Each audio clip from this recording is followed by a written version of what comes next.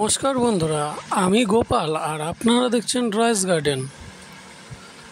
আজকে আমি আমার এই ছাদ বাগানের সমস্ত গাছগুলিকে শুইয়ে দেবো, কারণ আজকে ঝড় আসছে, যাতে এই গাছগুলির কোনো ক্ষতি না হয়।